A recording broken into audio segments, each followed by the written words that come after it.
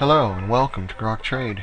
My name is Jerry Usher, graduate mentoring student of the Grok program, and today is President's Day, Monday, February 21st, 2011, and we had another snow day here on the East Coast. Very nice. We actually normally we have President's Day off, but school board decided to vote and make it a makeup day because we had so many snow days this year so far, and here on our snow makeup day we had no school, so it looks like we'll be going to school till the middle of June.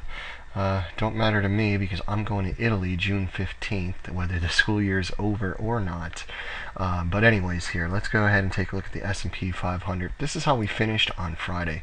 You can see we're still in this uptrend, nice bullish uptrend, higher high, higher low, almost a hanging man candle here. Almost this bottom shadow would need to be double the size, so not quite. We're sitting at some support here with all these crossing trend lines.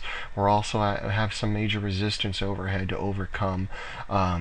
So things can go either way at this point. Keep your eye on the markets and let it be our guide here for the week. Now, because things have been looking so bullish, the stock that we're going to continue to follow this week again is FOSL.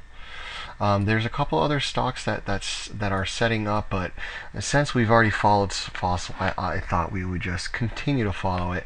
On Thursday, we had this area of entry here. If you set your entry in this area here above this previous candlestick's high, then it's more than likely that you've got filled on Friday. I am currently now in this trade again. We had a bull pullback here, nice reward to risk ratio. So I personally put an entry over here, stop down here, and I'm in this trade now. We're looking pretty good here. Would have liked to seen a better bullish day, but that's just how it goes.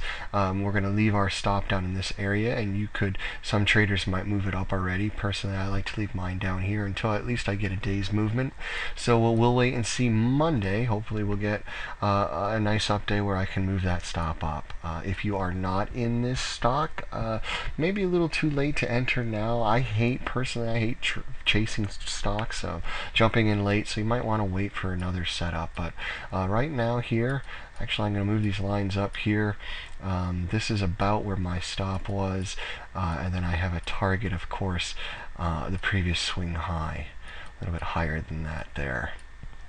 So that one's looking good. Let's go ahead and take a look at the bear stock. Only if the markets break down this week should we even think about shorting any stocks.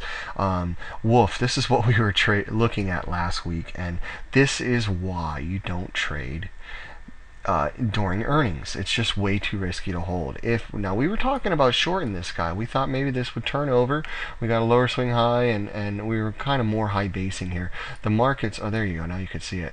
The markets have just been too strong to let this guy go down, and earnings came out the 17th. So after market close, here we are on the 18th, and bam, look at that. That is some crazy earning results, because earnings can sometimes they do nothing, sometimes earnings are terrible, and this is maybe why the stock jumped up so high. Maybe it beat expectations, and that's when it went up high. You never know with earnings. It could be good news, bad news, big huge gap up, big gap down, or nothing at all. That's why it's so risky. So this definitely messed our setup, and no longer a shorting candidate.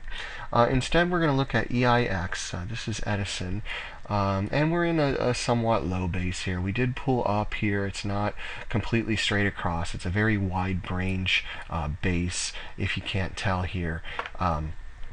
So yeah, this would require a bigger risk because the entry and the stop is so spread out. Personally, I would not be interested in shorting this until the markets turn weak and we get a close below this line, maybe a small position there, and then even a bigger position if we can close successfully underneath this shadow line, previous support area. but still, it's a bit early for this one, and we're just going to keep this in our back pocket just in case the markets turn south.